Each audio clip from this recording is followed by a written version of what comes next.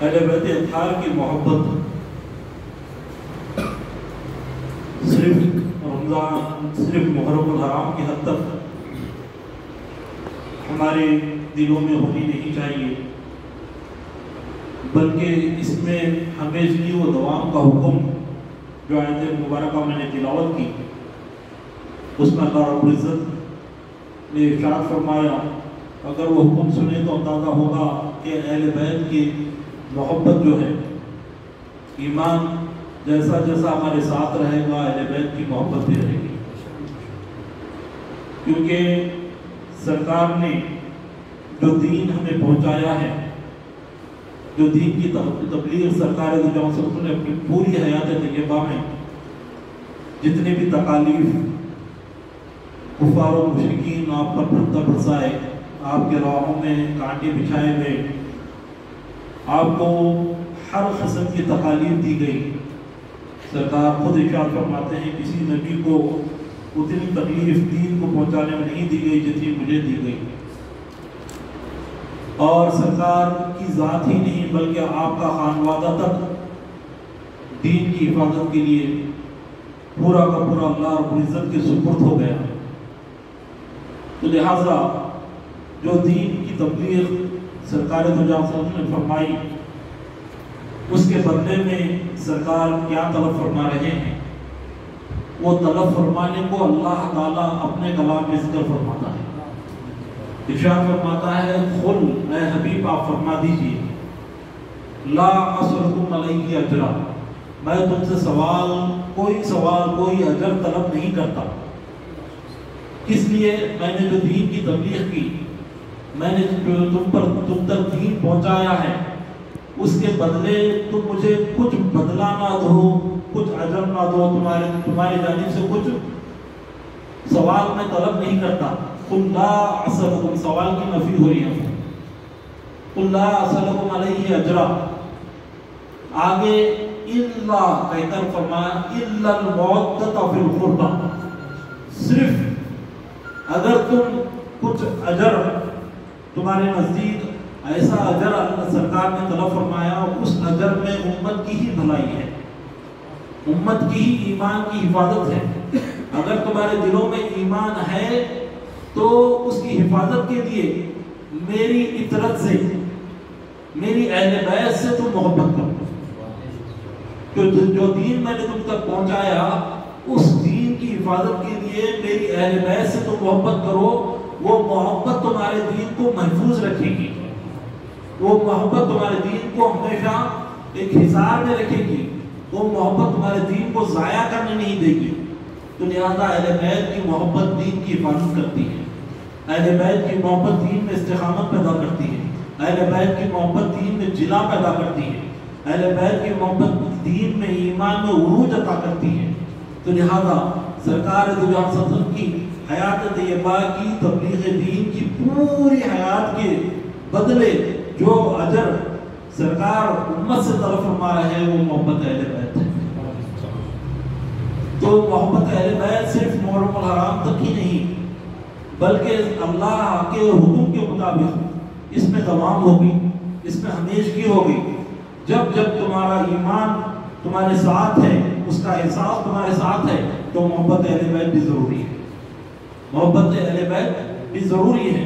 جب یہ آیت مبارکہ نازل ہوئی، حضرت عبداللہ ابن عباس رضی اللہ تعالیٰ عنہ سرکار دنیا کی خدمت میں حاضر ہوتے ہیں، عرض کرتے ہیں کہ یا رسول اللہ، اس آیت میں اللہ تعالیٰ نے آپ کے ذریعے ہمیں کہلوایا کہ محبت اہل بیت قل لا اسألکم علیہ اجرا الا المودۃ فی القربہ، کہ آپ کے خرابت داروں سے محبت کرنے کا حکم ہمیں دیا گیا اور آپ کے خرابت داروں کی محبت ہم پر واجب کر دی گئی ہے۔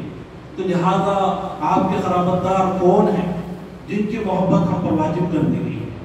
سرکار کملی مبارک اوڑے ہوئے بیٹھے تھے، کملی مبارک میں آپ نے سب سے پہلے فاطمہ الزہرا کو طلب فرمایا، کملی میں لے لیا، علی کا روجو کو طلب فرمایا، کملی میں لے لیا، حسنین کریمین کو طلب فرمایا، کملی میں لے لیا، اور کملی کو 5 تنوں کو گویا کہ تمام 5 تن اظہار کر رہے ہیں کہ یہ 5 نہیں بلکہ ایک تن مصطفیٰ ہے، ایک تن مصطفیٰ ہے۔ تو لہذا پانچوں کو اپنے کملی میں سمو کر سرکار نے ارشاد فرمایا ھذا اہل البیت، یہ میری اہل بیت ہے، جو ان سے محبت کرے گا وہ مجھ سے محبت کرے گا، جو مجھ سے محبت کرے گا وہ اللہ سے محبت کرے گا، جو ان سے بغض و عناد رکھے گا وہ مجھ سے بغض و عناد رکھے گا، جو مجھ سے بغض و عناد رکھے گا وہ اللہ سے دشمنی کرے گا اور اس کا ٹھکانہ جہنم ہوگا، اور جو محبت کرے گا اس کا ٹھکانہ جنت ہوگا۔ تو لہذا اہل بیت کی محبت کا مجدہ اور اہل بیت کی محبت کا اجر سرکار دو جہاں صلی اللہ علیہ وسلم کی قربت بھی ہے اور جنت بھی ہے، سرکار کی قربت بھی ہے اور جنت بھی ہے۔ تو لہذا آج کے دور میں عجیب قسم کے ہمارے اہل سنت الجماعت میں ہی کچھ ایسے افراد نمودار ہو رہے ہیں جو اہل بیت کے شانوں کو گھٹانے کی کوشش کر رہے ہیں، اہل بیت کی ذاتوں میں تنزل کی چیزیں تلاش کر کے بتانے کی کوشش کر رہے ہیں۔ یہ جو گھٹیا قسم کی حرکتیں یہ لوگ کر رہے ہیں تو ان کی وجہ سے ایمان ختم کرنے کا، ایمان میں زوال پیدا کرنے کی کوشش ہے۔ بلکہ اہل بیت کی محبت میں زوال آنا گویا کہ ایمان میں زوال آنا ہے۔ تو لہذا ایسے لوگوں سے آپ انتہائی زیادہ پرہیز کریں، کیونکہ یہ لوگ ایمان کو ختم کرنے کے لیے کوئی سوال کرتا ہے حضرت علی کی محبت، حضرت علی کا ذکر کثرت سے کیا جائے تو فتویٰ صادر ہو جاتا ہے کہ یہ لوگ شیعہ ہو گئے، شیعہ کی طرف یہ میلان ہو گئے، ان کا میلان ہو گیا ہے۔ میں نے کل خانقاہ میں ذکر کیا کہ ہمارے چاروں ائمہ پر شیعہ اور رافضیت کا فتویٰ لگا ہے، امام اعظم ابو حنیفہ پر، امام احمد بن حنبل پر، امام شافعی پر، امام مالک پر، چاروں ائمہ پر شیعت کا فتویٰ لگا ہے۔ حضرت امام شافعی پر تو رافضیت کا بھی فتویٰ لگا۔ آپ فرماتے ہیں اگر اہل بیت اطہار کی محبت رافضیت ہے تو میں زندگی پر رافضی ہونا تیار ہوں۔ تو لہذا ائمہ کی سنت ہے یہ شیعہ کا فتویٰ لگانا، ائمہ کی، ہمارے ائمہ اکرام کی سنت ہے، تو لہذا یہ شیعت کا فتویٰ اکابرین کو لگ چکا ہے۔ تو لہذا اہل بیت کی محبت میں کسی قسم کی کمی نہ آنے دیں، تمام اہل بیت کو آپ علیہ السلام کہہ سکتے ہیں، تمام اہل بیت اکابرین کی کتب آپ دیکھیں، تاریخ کا مطالعہ کریں، ہمارے بزرگوں نے ہر اہل بیت کے آگے علیہ السلام لکھا ہے۔ ارے ہم ایک دوسرے کو سلام کرتے ہیں، ہم ایک دوسرے کو سلامتی کرتے ہیں، جن کی وجہ سے سلامتی نازل ہوئی، جن کی وجہ سے امت کو سلامتی نازل ہوئی، انہیں علیہ السلام نہ کہا جائے تو کیا کہا جائے۔ تو لہذا اہل بیت اطہار حضرت علی قمر وجہ کی محبت، حضرت علی قمر وجہ کی محبت کے بارے میں اور حضرت علی کی ولادت کے بارے میں اختلاف پیدا کرتے ہیں۔ حضرت علی مولود کعبہ نہیں ہے کہتے ہیں، کئی اکابرین نے اس کا ذکر فرمایا۔ حضرت شیخ عبدالحق مودودی سے دہلوی رحمۃ اللہ علیہ کی بڑی تحقیق ہے، شاہ ولی اللہ مودودی سے دہلوی رحمۃ اللہ علیہ کی بڑی تحقیق ہے۔ آپ نے تحقیقی طور پر باضابطہ ایک رسالہ تحریر فرمایا ہے کہ حضرت علی مولود کعبہ، حضرت علی مولود کعبہ ہے، اور حضرت علی کی یہ اتنی عظیم شان ہے کہ اللہ تعالیٰ نے زمین کے مرکز کعبۃ اللہ میں آپ کی ولادت فرمائی ہے، اور اللہ کے گھر میں ہی ولادت ہوتی ہے، اللہ کے گھر میں ہی شہادت ہوتی ہے۔ حضرت علی کی شہادت اللہ کے گھر میں ہی ہوتی ہے اور اللہ کے گھر میں ہی ولادت ہوتی ہے۔ تو لہذا ولادت علی مولود کعبہ ہے، کعبۃ اللہ کے اندر آپ کی ولادت ہوئی۔ یہ شان ایسی منفرد شان حضرت علی قمر وجہ کی ہے کہ کسی کی ایسی شان نہیں۔ تو لہذا اہل بیت کا ذکر اگر کرتے جائیں ذکر ختم نہ ہوگا، ہمارا علم ختم ہو جائے گا، لیکن اہل بیت اطہار کا ذکر ختم نہ ہوگا۔ سرکار دو جہاں صلی اللہ علیہ وسلم نے اس کثرت سے اپنے اہل کی محبت کا ذکر فرمایا کہ کہیں بھی کسی کی محبت کا اس کثرت سے ذکر نہیں فرمایا۔ ہر ایک کے لیے فرمایا کہ علی مجھ سے ہے، میں علی سے ہوں، فاطمہ مجھ سے ہے، میں فاطمہ سے ہوں، حسنین کریمین مجھ سے ہیں، میں حسنین کریمین سے ہوں، ان کی محبت میری محبت ہے، ان سے بغض و عناد مجھ سے بغض و عناد ہے۔ لہٰذا اہل بیت اطہار کی محبت ہمارے لیے لازمی ہے۔ اس آیت مبارکہ میں اللہ نے فرما دیا کہ دین جو سرکار دو جہاں صلی اللہ علیہ وسلم نے تمہاری بارگاہ میں پیش کیا ہے، تم نے تمہارے لیے پیش کیا ہے، اس کے بدلے میں صرف اور صرف محبت، ان کی محبت سے محبت ضروری ہے۔ تو لہذا اہل بیت اطہار کی محبت سرکار دو جہاں صلی اللہ علیہ وسلم ارشاد فرماتے ہیں اللہ کی محبت اللہ کی نعمتوں کی وجہ سے کریں۔ سرکار دو جہاں صلی اللہ علیہ وسلم کی محبت جو ہے سرکار کی رحمت کی وجہ سے کریں، اور سرکار فرماتے ہیں اہل بیت کی محبت میری ذات کی وجہ سے کریں۔ تمہارے دل میں اہل بیت کی محبت ہو تو میری ذات کی وجہ سے۔ اور اہل بیت اطہار کئی سیرت حسنین کریمین کے ہم صرف شہداء کربلا کا واقعہ سنتے ہیں، کربلا سنتے ہیں، اگر حسنین کریمین کی سیرت بھی اگر پڑھیں، اس سیرت کو بھی اپنائیں تو ہم میں سے تکبر، غرور جیسی کیفیتیں ختم ہو جائیں گے۔ حضرت علی کمرجو کے اقوال مبارکہ پڑھتے جائیں تو ہمارے زندگی میں انقلاب پیدا ہو جائے گا۔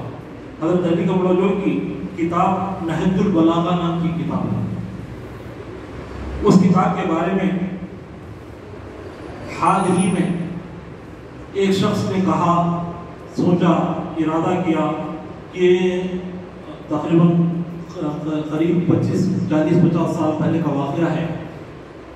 وہ شخص نے ارادہ کیا کہ میں تمام ستاروں کی، سیاروں کی جو کہکشاں ہیں، عالم علم فلکیات ہیں، اس بارے میں میں تحقیق کروں، اور ستاروں کا علم جو ہے اس بارے میں تحقیق کروں۔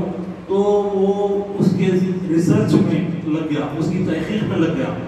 تو اس کے ایک دوست نے مشورہ دیا، یہ شخص جو ہے غیر مسلم تھا، اس کے ایک دوست نے مشورہ دیا کہ میں تمہیں ایک کتاب دوں گا، وہ کتاب تمہیں جو ہے بہت زیادہ تمہارے ریسرچ میں سپورٹ کرے گی۔ تو وہ جو دوست تھا نہج البلاغہ کا انگلش ٹرانسلیشن، انگلش ترجمہ جو ہے اسے دے دیا۔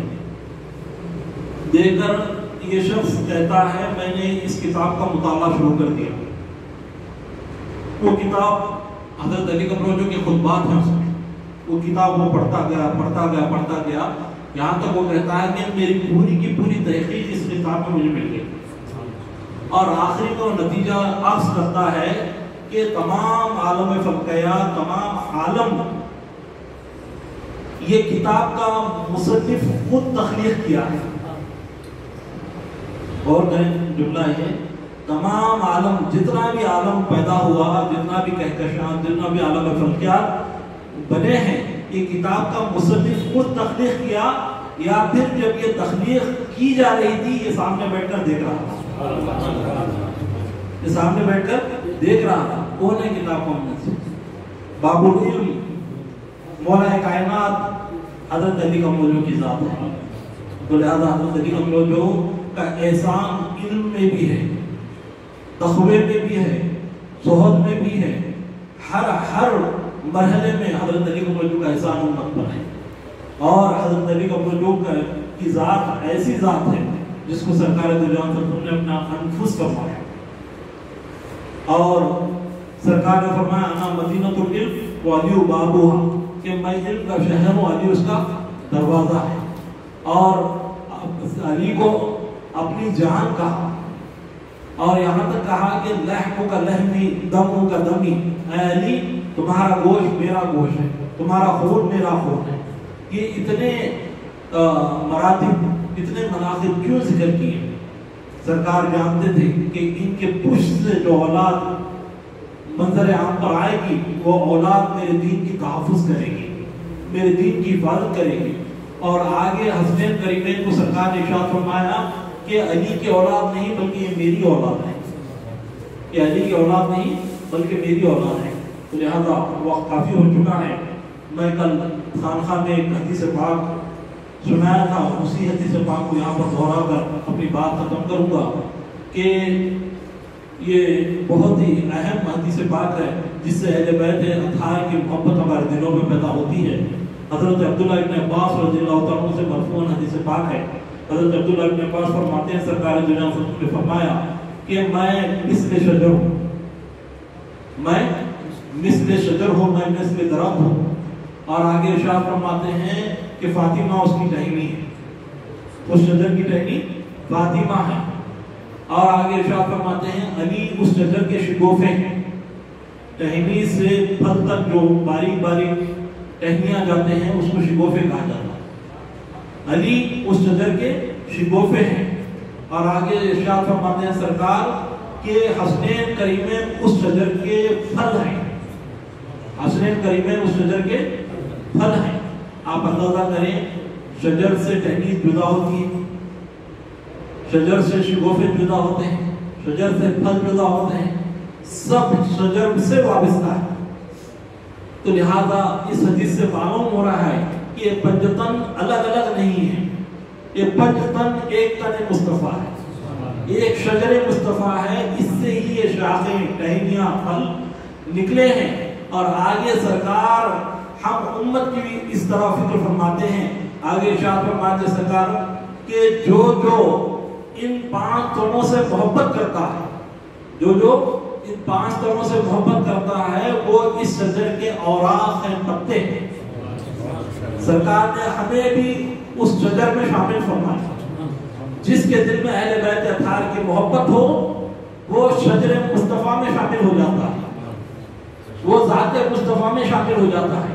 اور آگے سرکار ارشاد فرماتے ہیں یہ جنتی ہیں، یہ جنتی ہیں، یہ جنتی ہیں.